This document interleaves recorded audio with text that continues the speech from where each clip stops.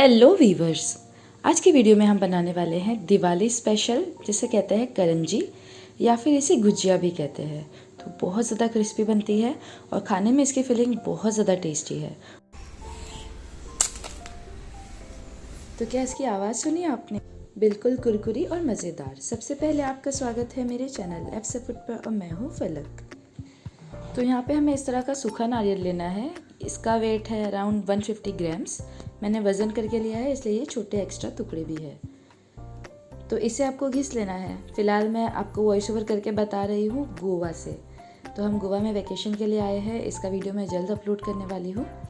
यहाँ का मौसम थोड़ा नरम गर्म है, इसके लिए मेरी आवाज़ थोड़ी बैठी हुई है और मैं फिर वीडियो भी अपलोड नहीं कर रही थी। अब यहाँ पे आपको 100 ग्राम लेना है बारीक कटे हुए ड्राई फ्रूट्स और आपको 100 ग्राम ही यहाँ पे रवा भी लेना है। यहाँ पे सबसे पहले हम आटा लगा लेते हैं मैदे का। तो यहाँ पे आपको टोटल 4 कप्स मैदा लेना है। 4 कप्स यानी कि होता है आधा किलो मैदा। तो हम यहाँ पे आधा किलो मैदे में टोटल बनाएंगे 35 से 36 करंजी, जो मैं शेप आपको बताऊँगी उसके हिसाब से।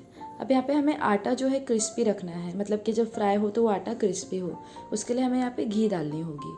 तो यहाँ पे मैंने थोड़ी थोड़ी करके टोटल घी डाली है आधा कप। मतलब आपका कैलकुलेशन होगा 4 कप मैदा, जिसमें आप डालोगे आधा कप घी। और अगर आप 2 कप मैदा ले रहे हो तो पाव कप डालिए। तो आप कभी भी घी डाल के पानी डाल के डायरेक्टली गूंद नहीं सकते हैं। सबसे पहले आपको इसमें मोइन लगाना होता है। मोइन लगाना यानी कि आपको इसे इस तरह से पहले घी में गूंदना होता है, इतना कि जब तक ये इस तरह से बाइंड होने लगे और इस तरह ब्रेक हो। ये निशानी है इसकी। तो इसके लिए मैंने इसमें दोनों हाथ डाल दिया था और अच्छे से इस पहले घी में मसल लिया है। अब यहाँ पे मैं थोड़ा गुनगुना पानी डाल के इसे अच्छे से टाइट आटा इसका गूंद लूँगी। आपको सॉफ्ट आटा नहीं गूंदना है, वरना ये पूरी सॉफ्ट बनेगी। तो आपको यहाँ पे अच्छा कड़क आटा गूंदना है और फिर इसे आप रेस्टिंग के लिए रखेंगे, तभी ये आपको जितना सॉफ्ट चाहिए उतना सॉफ्ट ऑलरेडी हो जाएगा।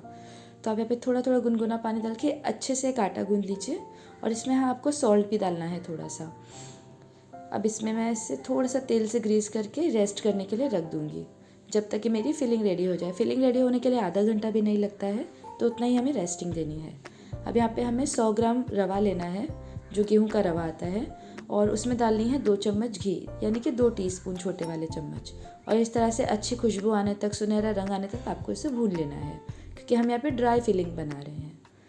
अब यहाँ पे जाता है 2 चम्मच घी दोबारा से, और ये नारियल को भून लेना है। 2 चम्मच या 1 चम्मच भी डाल सकते हैं, क्योंकि नारियल में खुद बहुत सारा ऑयल होता है। तो इसे भी आपको हल्का सुनहरा कर लेना है।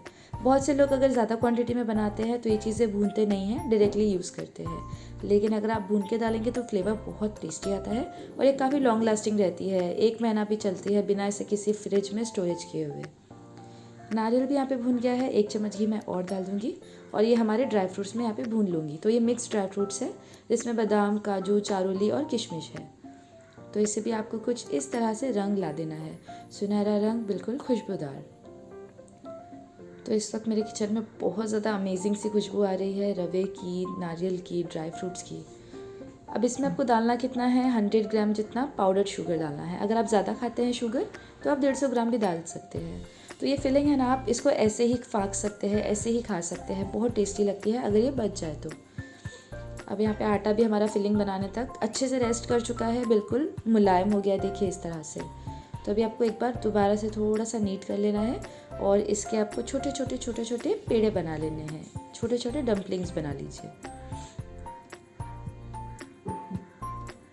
अब यहाँ पे आपको मैं ट्रिक बताती हूँ कि अगर आपके पास करंजी का मोल्ड ना हो तो आप किस तरह कर सकते हैं। इस तरह से कोई भी शार्प आप डब्बा ले लीजिए जिसका एज जो है शार्प हो। तो मोस्टली प्लास्टिक बॉटल का एज शार्प होता है। उस पर क्लिंग रैप लगा के आपको क्या करना है, आपने जो छोटी सी रोटी बेली है उसे उसके ऊपर रख दीजिए। एक साइड में आप फिलिंग भर देंगे और साइड से अगर चाहे तो हाथ से ट्रिम कर लीजिए, या फिर सील करने के बाद में नाइफ से सील कर लीजिए, नाइफ से कट कर लीजिए। तो दूसरा एंड ऊपर डाल दिया, पानी लगाना है आपको ताकि ये चिपक जाए, और फिर इस तरह से नाइफ से कट कर लीजिए। और ये बन गई बिना मोल्ड की हेज़ल फ्री हमारी करंजी, जिसका सारी आपका अगर करंजियाँ बनाएंगे तो सबका एक ही शेप होगा। तो अगर आपके पास टाइम नहीं है, आप एक शेप की करंजी बनाना चाहते हैं तो इस तरह से बना लीजिए, या फिर आप जो मोल्ड आता है उस पर इन्वेस्ट करके उससे बना लीजिए। और फिर अगर आप बहुत ज़्यादा प्रो है, सेम साइज़ के आप बना सकते हैं, तो हाथ से ही बेल के बना लीजिए। तो मैं इसी तरह से बाकी की भी सारी पूरियाँ बेल लूँगी। मैं आगे और एक तरीका बताऊंगी कि मैं अगर बेलना नहीं चाहती हूँ, बेलन यूज़ नहीं करना चाहती हूँ, तो मैं किस तरह से इसे बेलती हूँ। यहाँ पे भी सेम हमें करना है, नाइफ से इस तरह से कट कर लीजिए इंस्टेड ऑफ जो आप अपना फिंगर से पिंच कर रहे थे। और फिर बस थोड़ा सा पानी लगा के दोनों एंड को यहाँ पे जॉइन कर लीजिए। सील हो गया। फिर आप जो भी शेप देना चाहे दे सकते हैं। एक तो ऐसा ट्विस्ट वाला होता है जो प्लीट जैसे कहते हैं, ये कुछ इस तरह से, और दूसरा होता है फोक से कर लीजिए। बहुत सारे डिज़ाइंस हैं। तो मोस्टली यहाँ पे जो डिज़ाइन का एक्सपेरिमेंट होता है ना, जब बहुत सारे लोग इसे बनाने बैठते हैं बहुत सारी क्वांटिटी में, तब यहाँ पे लोग कैसे बहुत सारे एक्सपेरिमेंट करते हैं डिज़ाइन को लेके। तो अगर आपके पास जस्ट फोक हो तो आप एक ही डिज़ाइन रखिए, एक ही शेप रखिए, इस तरह से डब्बा यूज़ करते हुए। अगर हाँ आपके पास कोई स्टील का लोटा हो जिसका जो साइड बहुत शार्प हो तो आप वो भी यूज़ कर सकते हो इंस्टेड ऑफ प्लास्टिक। तो सेम तरीके से यहाँ पर आपको क्या करना है, कट कर लेना है और इसे शेप दे देना है फोक से। अब बस आपको इसे फ्राई कर लेना है। तो यहाँ पे आप चाहे तो पूरी बेल लीजिए, मतलब सारा सब कुछ बेल के साइड में रखते जाएं किसी चीज़ पे और ढक के, और फिर बाद में एक साथ फ्राई कर लो। मैं यहाँ पे क्या कर रही थी कि 5-6 बना के फिर फ्राई कर ले रही थी। तो मेरी जो कढ़ाई का साइज़ है वो इतना है कि इसमें 3 ही पूरी एक बार में आ पाएगी। तो आपको बहुत ओवर क्राउडिंग नहीं करनी है, इतना डालिए कि आपका चम्मच ईजिली इसमें घूम सके।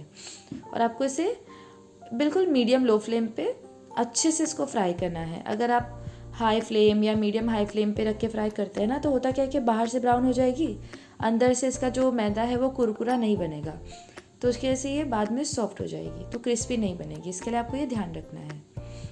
बिल्कुल मीडियम लो फ्लेम पे आपको इसे अच्छे से फ्राई करना है, दोनों साइड से इस तरह पलट पलट के। तो इसी तरह से आपका जो भी बाकी का बचा हुआ पूरी का बैच है वो आप फ्राई कर लीजिए।